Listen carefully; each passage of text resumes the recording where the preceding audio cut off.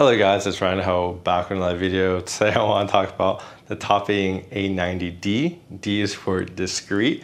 And then over here I have the old A90, so I'm going to do some comparisons to my old amplifier. Well, this is actually my own money that I purchased it with. And it was $500 when I got it like a year and a half ago. These units are actually sent out by A Audio for review, so thank you for that. And as always, I think you guys should buy from A Audio because they have a 2-year warranty versus its competitors only have 1-year warranty. So you guys should definitely check them out. Anyways, the D90 SE is probably one of my favorite DACs out there. I've compared it to other DACs and it consistently has been the best for me. And I really do prefer this DAC a lot with the Sabre DAC. And then below, obviously, is the new A90D. It comes with some new features we'll talk about, such as the screen that you can obviously see and a remote, right? I think there's some sonic improvements on the A90D over the original A90 that I think is really well worth the price increase of $100. And I'm gonna go as far to say that I think this is what people would call a giant killer, a flagship killer. I'm just gonna call it a really good value at $600 because I've heard things that are for $1,000 and higher for amplifiers, and I really do think this competes really well with those. And if you don't want to spend that type of big boy money, I think this is really a good alternative to that. And I really think it's that good. Anyways, please like and subscribe down below. As always, it helps my videos out, and I'll be happy to answer any questions you would have. And of course, let's talk about the build first, and then we'll talk about the sound, and then we'll go to the conclusions. All right, so let's take a closer look at the amplifier. So we have the A90D on the very bottom, we have the DAC right here, and then we have the old A90, right? So obviously you don't have any of this physical buttons anymore. Those are all replaced by these digital dials. Now I think it's cool that you have this volume dial. It makes a clicking sound, which is kind of cool, I guess. I mean, I guess some people might not like it, but it's understandable that they had to change from an analog dial to this R2R one because, I mean, you can use a controller to control the volume digitally, so they had to change the dial to communicate with that, if I had to guess. And then we have the different options, so you can change the options with the controller. But as you know, as always with the DAC above, you can also just turn off the device. And then if you flip the switch in the back, and then I think you hold it and turn this device on, yeah, then you actually goes into a menu right here where you can kind of go through and switch different options. Now you got to look at the manual to figure out what each option is, but you can actually change the settings without a controller if you wanted to. It's a little bit more confusing to do, but you can do it, so that's always nice to see. And then you can hold the button to get out of it and then go back to its normal mode. Besides the kind of the controller and function change and the volume dial, which like I said, I really like this volume dial. I think it looks cool. But I like anything that's like RGB and lighting, so maybe that's just me and that gamer inside of me. So another thing that I want to mention as well is that I like how this amplifier has both XLR and 444 Pentacon. I think it's just versatile to have 2 different plugs that you could plug into. That's something I really liked about this device. And the other thing I really like about this device is, of course, this really low noise. So like I plug things into the single-ended. I tried the IEM. I have the Dunu Titan S over here, and I didn't hear any noise floor. I mean, I didn't expect to, but I tried it anyways, and I didn't hear anything. So confirmed that there's no noise floor again. And that's something that topping does very well. So on the back of the device, we have the A90D on the bottom. So it has a typical XLR, RCA plugs, a few additional stuff. But the most notable thing that we need to talk about is this new switch, the ground and lift.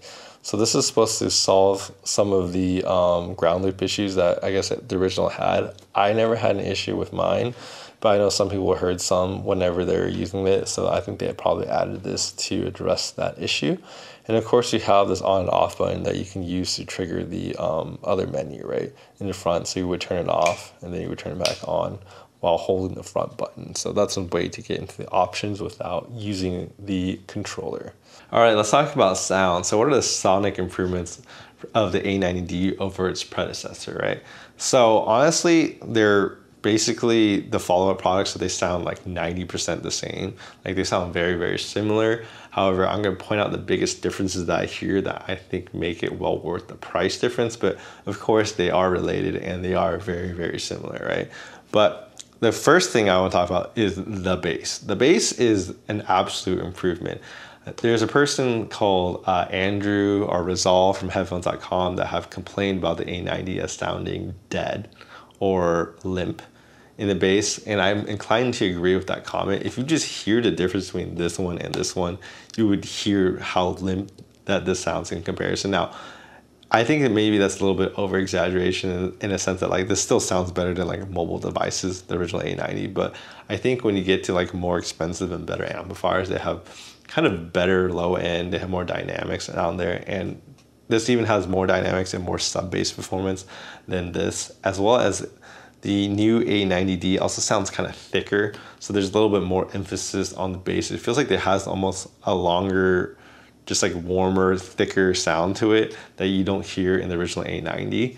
And I think all those improvements add up to just like a more fun sounding bass response. And like listening to this with my Hi-Fi Man HE6 SCV2, it sounds a lot better on this because I felt like every single time I paired it with this, the low end was always, you know, dead, flat, neutral. This sounds like a little bit more exciting in the bass, and I much prefer listening to it on this than the original A90. And yeah, I think that is literally one of the biggest differences, that, you know, emphasis in the dynamics is definitely a big improvement. Now, I don't know if that's like because, you know, this thing puts out 9.8 watts of power into 16 ohms versus the original one put in 7.6.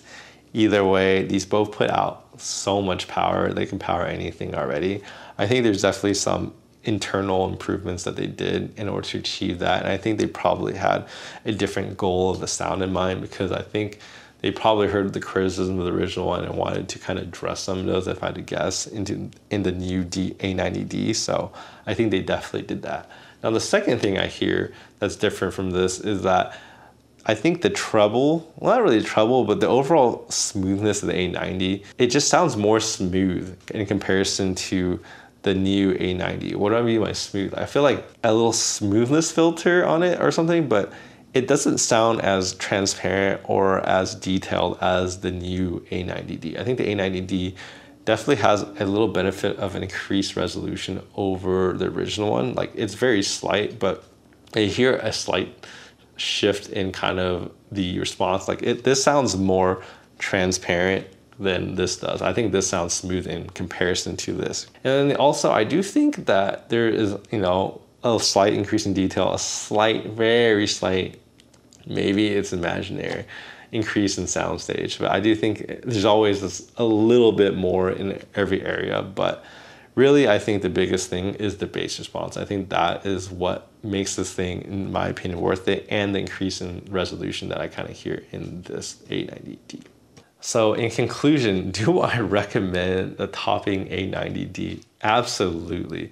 I think this is really one of the best values at $600. Like, it sounds really, really, really good. It basically fixes all the complaints I had about the A90 and really improves upon it. And just for $100 or more, I think it's well worth the price, and I honestly can't think of a better value. I did not give the A90 that type of review when I did it originally, because I felt like I said, the bass was just lacking a little bit in my opinion. I wanted more, but now I think this really does push the limit and really kind of cements itself as a really great value in my opinion.